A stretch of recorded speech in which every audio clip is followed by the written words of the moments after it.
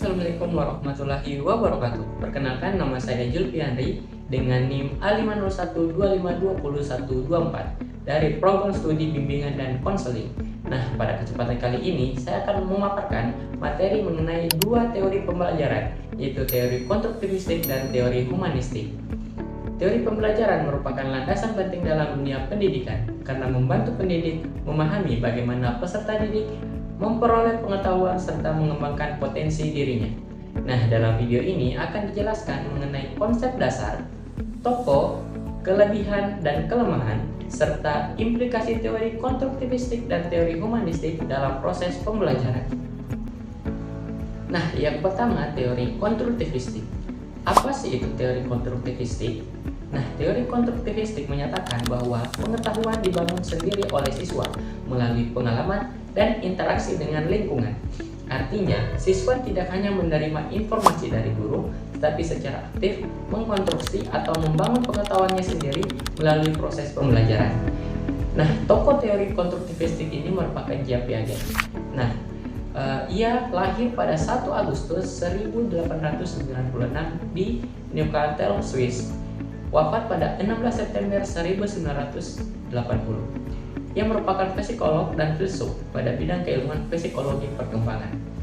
Nah, teori yang dikemukakan oleh Piaget dikenal dengan teori kognitif yang menjelaskan bahwa perkembangan berpikir manusia terbagi menjadi 4 tahap, yaitu tahap sensorik motorik 0 sampai 2 tahun. Nah, pada tahap ini anak memahami dunia melalui indera dan gerakan. Selanjutnya tahap praoperasional 2 sampai dengan 7 tahun. Anak mulai menggunakan bahasa dan simbol, tetapi cara berpikir masih sederhana. Yang ketiga merupakan tahap operasional konkret 7 sampai dengan 11 tahun. Nah, anak mulai mampu berpikir logis terhadap hal-hal yang nyata. Dan yang terakhir adalah tahap operasional formal, yaitu 11 sampai dengan 17 tahun. Individu sudah mampu berpikir abstrak dan memecahkan masalah secara logis. Piaget menyatakan bahwa anak membangun pengetahuan sendiri melalui interaksi dengan lingkungannya.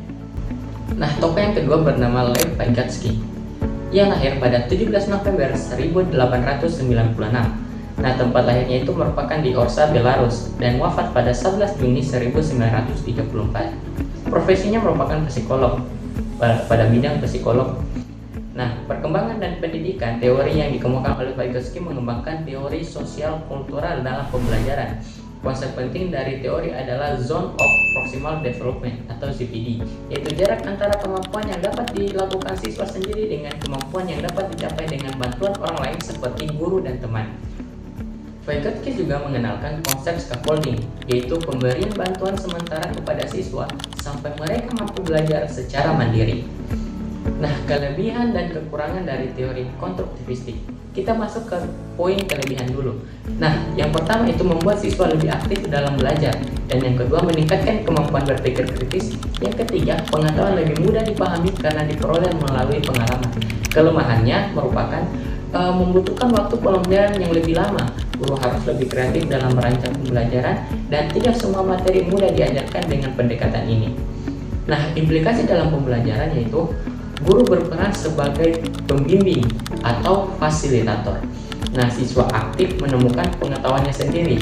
Contoh metode yang digunakan adalah problem based learning, diskusi kelompok, penyelidikan atau eksperimen. Nah, kita masuk ke teori yang kedua, yaitu teori humanistik.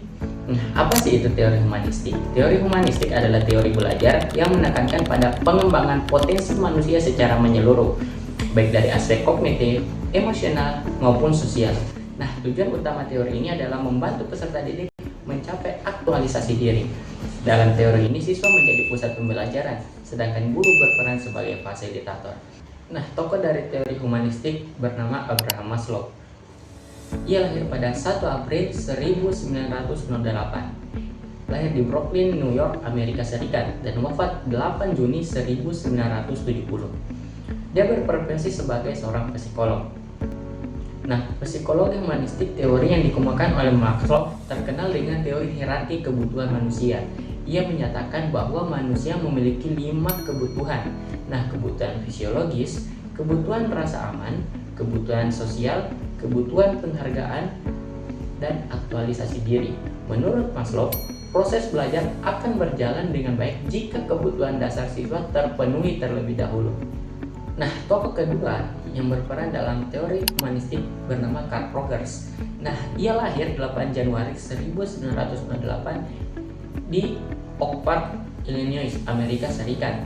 Nah, wafat 4 Februari 1987, berprofesi sebagai psikolog dan psikoterapis. Psikologi humanistik, teori yang dikemukakan oleh Carl Rogers, mengembangkan pendekatan pembelajaran berpusat pada peserta didik, student-centered learning. Menurut Rogers, guru berperan sebagai fasilitator, siswa aktif dalam proses belajar, dan lingkungan belajar harus mendukung kenyamanan dan kebebasan siswa. Nah, Rogers percaya bahwa setiap manusia memiliki potensi untuk berkembang dan belajar secara mandiri. Kita masuk ke kelebihan dari teori humanistik. Yang pertama itu menghargai potensi dan keunikan siswa, membantu perkembangan kepribadian siswa, mendorong siswa belajar dan mandiri, serta pembelajaran lebih menyenangkan.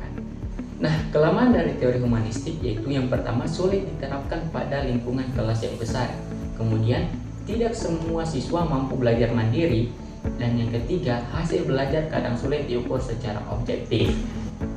Implikasi dalam pembelajaran. Nah, dalam praktik pendidikan, yaitu guru berperan sebagai fasilitator, bukan pusat informasi. Kemudian, siswa diberikan kebebasan untuk berpikir dan berpendapat, dan guru memperhatikan kebutuhan emosional siswa. Nah, contohnya dalam kegiatan pembelajaran yaitu seperti diskusi kelompok, refleksi diri, pembelajaran berbasis pengalaman.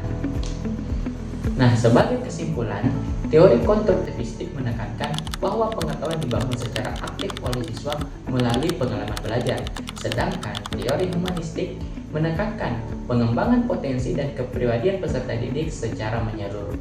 Kedua teori ini sangat penting dalam menciptakan proses pembelajaran yang aktif, bermakna, dan berpusat pada peserta didik. Terima kasih telah menonton video ini.